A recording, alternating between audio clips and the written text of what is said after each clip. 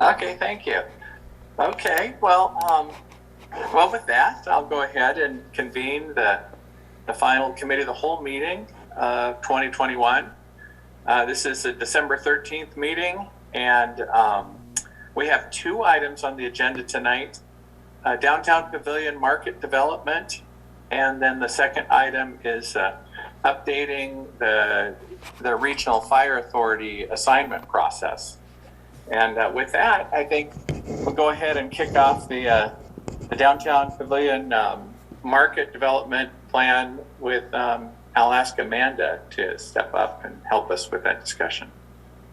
Thank you, Randy. Good evening, council members. My name is Amanda Askren. I work in the Community Economic Development Group. I am the Acting Economic Development Director. And today I'm presenting the Downtown Pavilion, which some of you may be familiar with this, but wanted to go over all of this with you and talk about next steps with this. So I'm hoping everyone will see the screen, but all right, so Downtown Pavilion. Most of us are familiar with the Downtown Pavilion. It is a core in our downtown area and where we hold a lot of events, private and city related, and also the market, farmers market is located there. So the Civic Core Plan, which was a plan adopted in January 2018, identified some opportunities to reactivate and revitalize the city's pavilion. This was a heavily influenced with public involvement through the public process, and so the plan really outlined some of the opportunities within the downtown for the pavilion. In May of 2019, the city issued a request for proposals for this space. There were two responses. One was the Logan Market, and the other was Pavilion 2.0. A selection committee of various city departments reviewed and scored these responses. The objectives in the RFP, as some of you may not have been here during that time, so they were to create a high-quality mixed-use development that enhances the character and economic viability of the city, achieve substantial financial benefit to the city of Renton, both short-term and long-term, develop positive working relationships with existing organizations and businesses within the downtown core. We also reviewed the qualifications and experience of the developer and their team and their financial ability to complete the project in a timely manner. The selection committee presented both of these proposals at a committee of the whole meeting on August 19, 2019. So it's been a little bit of time since then. So we wanted to go over it with you guys again. This is the Logan Market was the recommended proposal. So from their proposal, it said the Logan Street Market Project, concepts for a vibrant marketplace in the Piazza Pavilion, honoring Renton's history of mining, industry, and manufacturing. So the following slides have been provided by in the proposal and also in recent discussions with the Logan Market team. So we just kind of wanted to go over what they were. So the goal was to create an experience. So this is for our residents, our visitors, other people that are attending the downtown area. The goal is to create an industrial chic design, really incorporating the metal and the wood design elements that would be honoring the Renton's history. So you can see kind of examples. This is not ours, but this is examples of how we can incorporate these into the existing pavilion. So the other idea is to really enhance the entrance to reference Renton's history of mining with tall timbers and some glass and really make that a focal point for the building to incorporate that in throughout the space. So one of the ideas is to make sure that there's an outdoor connection with the piazza. So that would be where the main entrance would now be located off the piazza, and just create an outdoor seating, a gathering place, a very community and pedestrian oriented space, having the flexibility and just complementing the piazza area and also events that can be held there.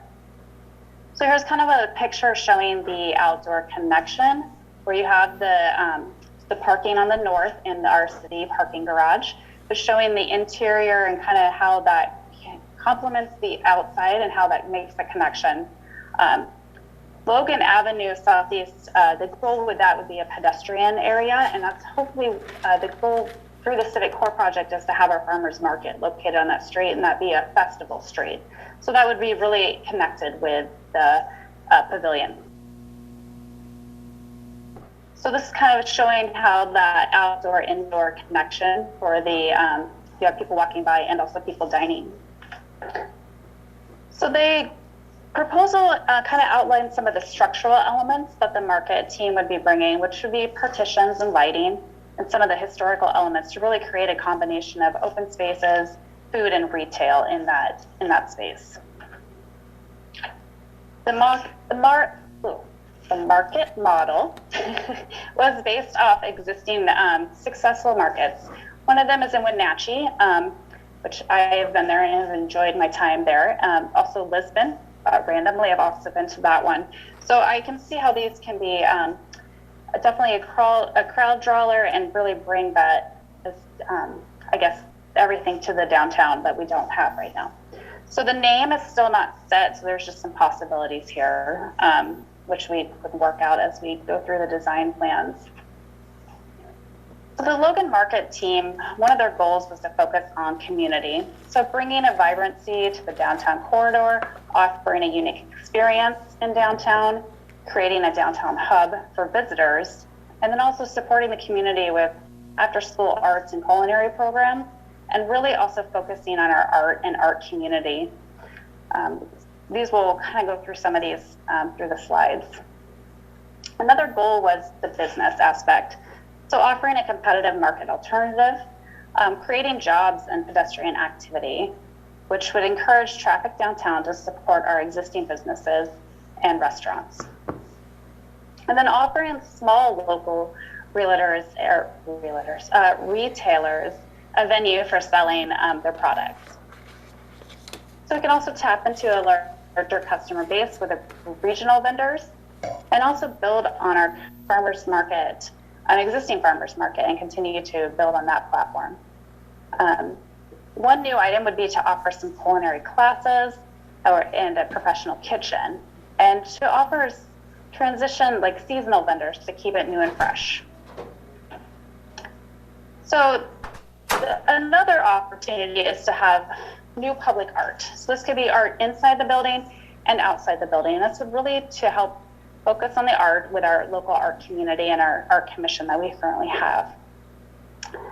And with that, the best part is a new building. Sometimes you get to create a mascot.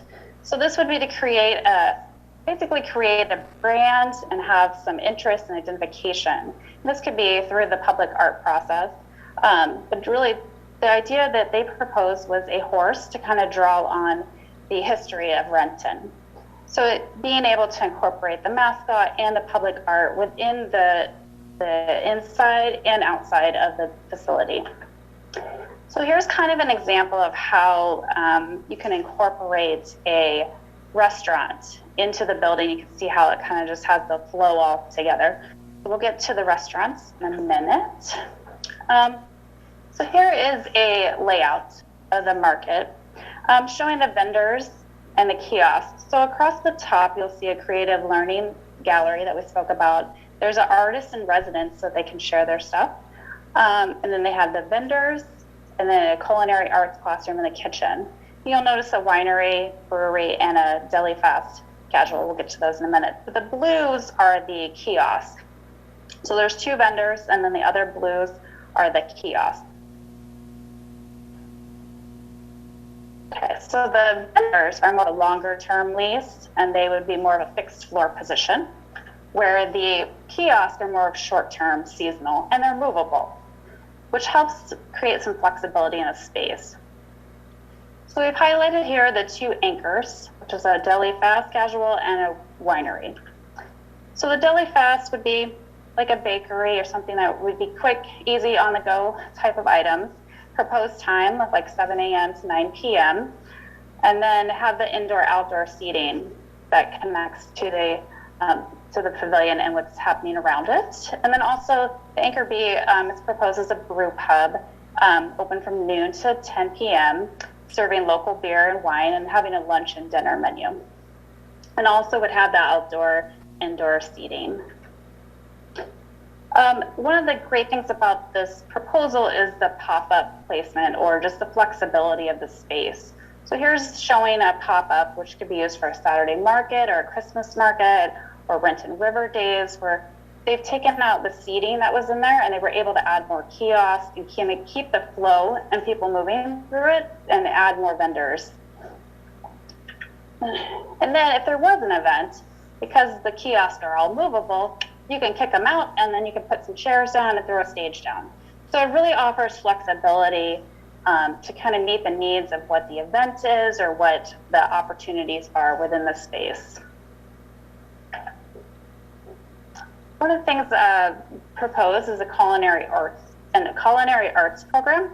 So this would be partnering with chefs and market vendors or local schools and offering a demo kitchen, which can hold up to 12 to 24 students. This could be used for cooking classes. You could rent the area, private parties, after school culinary program. This is showing the kitchen area with a layout for 12, and then this would be 24. So you really can maximize that space for the classes.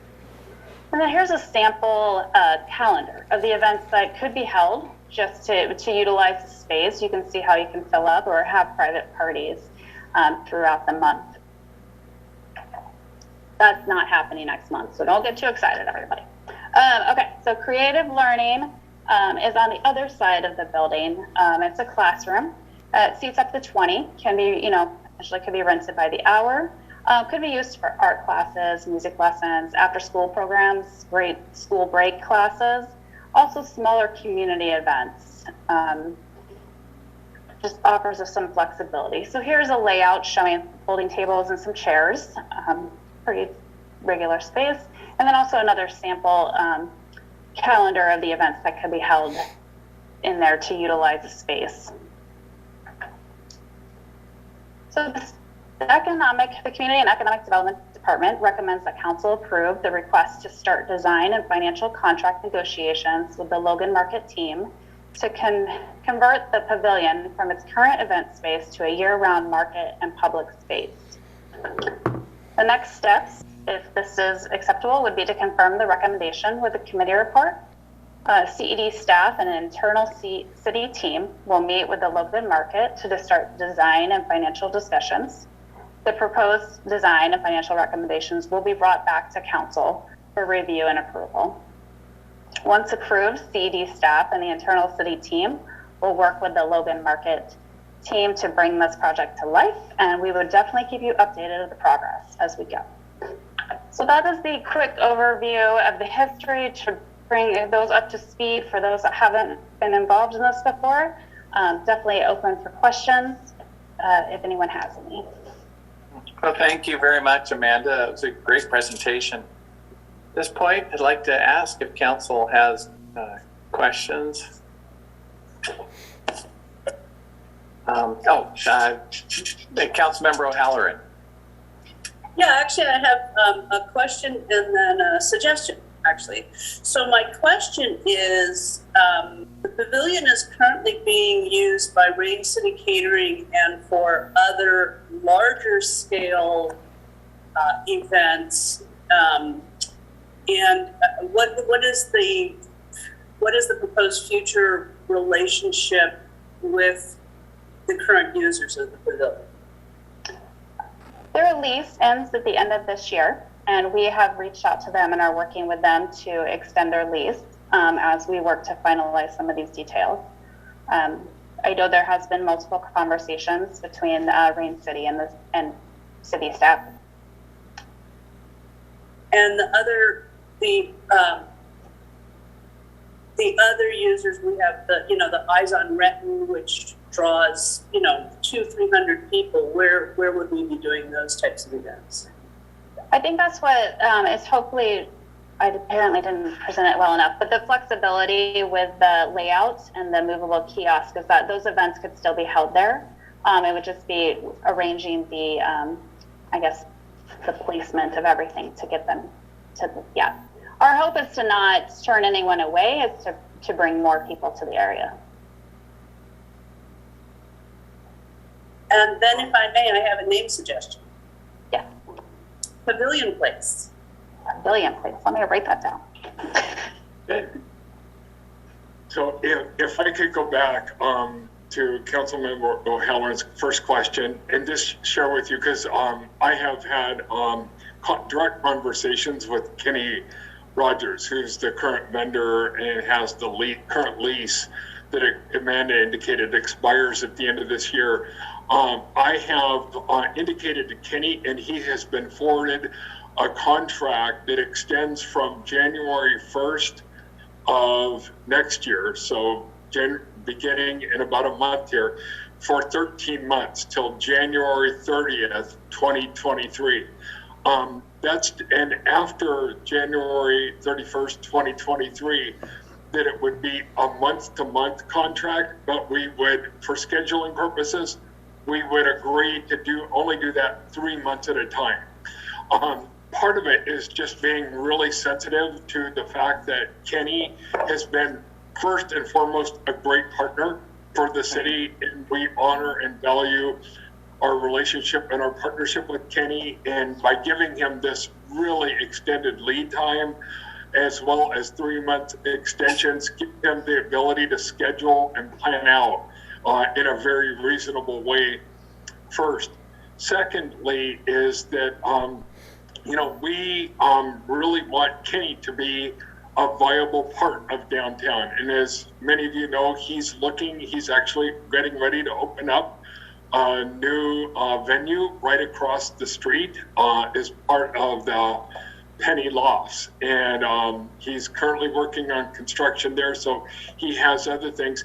And back to what Amanda said, this is a flexible space. This is really about what we're advancing as part of the pavilion is about really one word, and that is activation. Kenny has done a great job as a great partner, but as I pointed out, when Kenny and I were sitting in the pavilion, there was nothing going on there during the daytime. And what we want to see is an opportunity for Kenny to be successful downtown, but to really activate this important public civic asset that we have in the city for more than what it's being used for today. So there's going to be a lot of opportunities to use it in a number of different ways, forms, but we also are valuing and honoring our relationship with Kenny as well. Thank you. Yeah. Great question, Councilmember Halloran. Any other questions from the council? Okay, well, I appreciate the presentation. It's tonight is, of course, a night of closure for me. I actually remember well when we decided to save this building, which was formerly a Mazda showroom. And the architect that was looking over the site when we purchased it for the piazza told us that the historic bow trusses made from old growth lumber were worth saving in this building.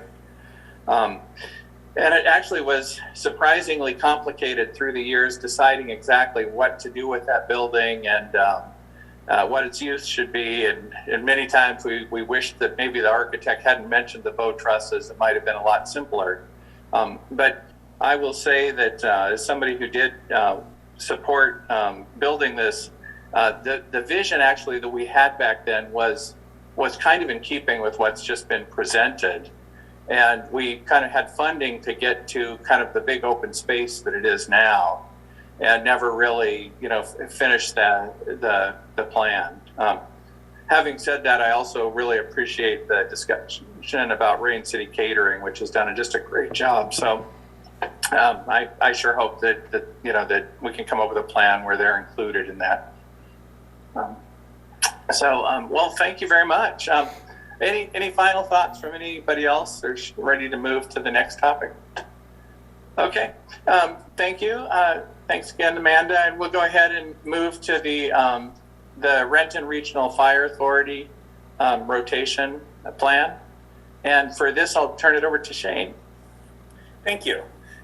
So yes, I'm here to talk about the Renton Regional Fire Authority Governing Board. And right now, the council appoints 3 council members to the board. concurrent terms, 2-year terms, starting in even numbered years. We set it up for the even numbered years, thinking that would be the year after council members are elected. And it's 2 years, and that avoided any overlap, so everyone at that time would be eligible. But as it's turned out, it's when we have all 3 seats that vacate at the same time or that are up for reappointment at the same time, there's a risk that you lose too many people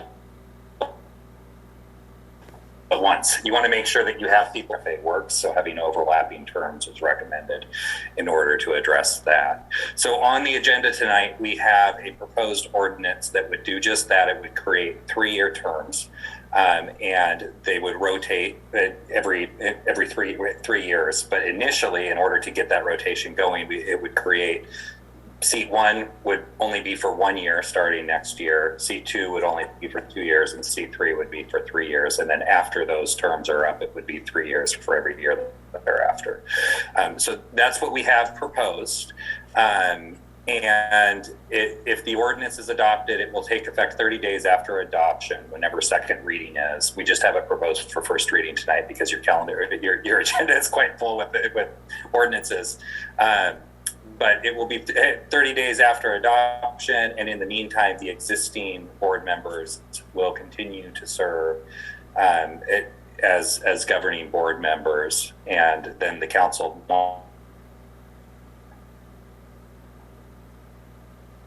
once the ordinance takes effect will be after the ordinance takes effect. So that's all I have for now, and if you have any questions, I'm happy to answer them. Okay, questions from the council? Okay, great job, Shane. I think as a council, we sort of discussed this at a council meeting, and I think everybody was pretty satisfied. The 3-year term and one coming up every year will make it very, very orderly. Every year it'll be easy to remember to appoint one new member. It will be a little tricky, and Shane and I had discussed some of this. If one of the new members is going off of council, but obviously that's just a matter of the council regrouping and picking somebody to replace them. So. Thank you for raising that, President Corman. I did want to mention that our existing You're breaking up a little bit, Shane. Code does have that the council. Oh, I'm so sorry. The council president actually replaces the vacancies as the code is currently written. And we can change that if you would like, but that's how it's currently written. Okay. I think that's okay. I mean, I would encourage future council presidents to seek the advice of the council in making that selection. It seems reasonable. Okay, well, yes, Councilmember Perez. Thank you. I just wanted to clarify something, a couple of things. So seat number 1, the board member appointed for the seat will serve until 2022, meaning until the end of next year. And then seat 2 will serve for 2 more years on 2023. And then seat 3 will be serving effectively for 3 years. The idea of bringing this to the table was not to replace the 3 council members at the same time, but have the terms staggered. Is the idea with this that in January we will elect 3 new council members, or that the appointment that we just passed for council member O'Halloran will be effectively seat 3 and will be effective until 2027, or am I reading this wrong? Now, may I answer that? I'd like to answer that. Yeah, Shane and I did discuss this, and while I won't have a direct vote in it, my intention would have been to have had Ryan and Ruth selected for the 1-year and 2-year seats. So that would give one of them a 3-year term and the other a 4-year term, but then start the rotation. And I think that would be better than sort of replacing, multiple RFA board members all at once. So that's what I was hoping we were accomplishing here. It's a decision for the council. Definitely making one of the seats, the 1-year term, a follow-on for Ruth or Ryan makes all the sense in the world, because that gives them a 3-year term. And I personally think we should just allow somebody a 4-year term, because they won't come back around again in the rotation for a long time. So, So can I have a follow-up question, President Corman? So Ryan and we will flip a coin. Whoever ends up with seat 1 or seat 2, then whoever's in seat 1 will finish the term on 22, and then whoever's finished in seat 2 will end the term on 23. And by the time that the person that finished the term on 22 on seat 1, we will appoint that year, at the beginning of the year, a new council member for that seat, right? Am I correct? Okay, thank you very much. Yeah. And Shane, that's what you understood as well, right? When we talked. That's correct. It's certainly up to the council how everyone is seated. The only thing that I would say is Valerie was technically Shane, you're muted. It's going to happen to somebody. Yeah, if Valerie was appointed to a 2-year term, you can redo that, put her into the 3-year term. Oh. When we redo this ordinance, there's nothing stopping the council from doing that. Oh, okay. Because there aren't numbered seats right now, I think it just should be redone all over again. Okay. Yeah, I would. Yes, Ms. Perez? Sorry, Mr. President. So the idea original was that Councilmember O'Halloran will be seat 3 and be serving, but from the beginning to 22 to end of 25, 25th? No, it's just 2 years, Shane. 22 to 24. Yeah. I'm reading the ordinance right now. 22, 23, and 24. So it's through December. 3 years, okay. It's 3 years. But the idea was that C3 will be Councilor O'Halloran? That is completely up to the council, but that's my understanding of President Corman's intent. Yeah. Okay, thank you. No, Yeah, okay, I'm perfectly okay with that. I just wanted to make sure that I'm understanding. Yeah.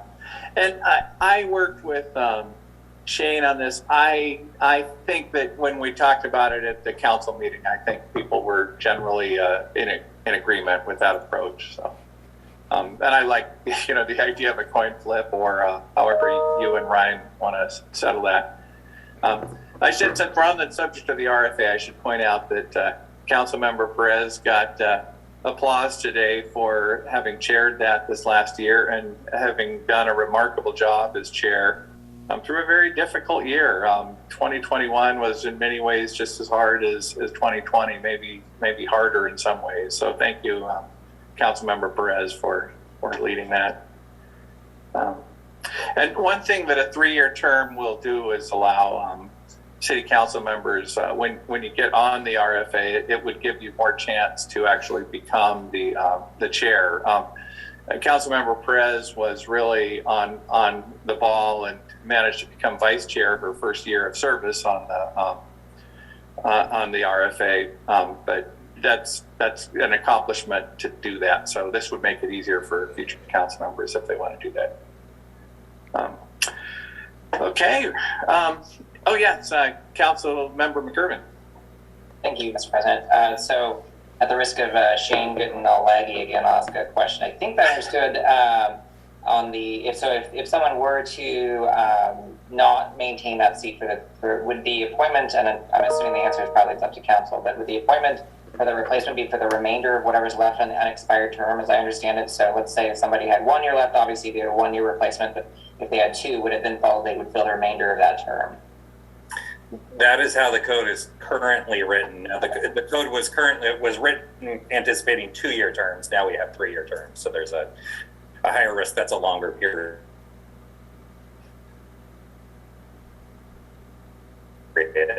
But the code also has been doing that because it really is supposed to be in my hand's stable again, and an independent position. But there's ways that the council can fix that if it's not happy with how that works. Great, thank you. That was how I understood. Just want to make sure. Yeah, good. Okay. Well, any other comments or questions? All right. All right. Well, then I'll go ahead and adjourn the committee of the whole meeting, and we'll reconvene as a council in 30 minutes. Thank you all very much.